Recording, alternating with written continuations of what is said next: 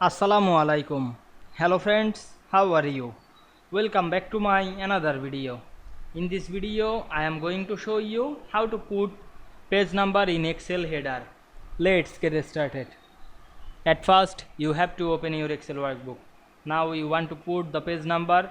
At first, go to the insert menu. Select the header and footer option. Now I want to add the page number into header. Select this header dialog box and go to the header and footer menu. Select the page number option. You can see here the page number. Now I am click inside the page and go to the view menu. Select the normal option. Then go to the file menu. Select the print option and check the preview. We can see here the page number. Now I am added on the header option. Now we can see we put page number in Excel header very easily.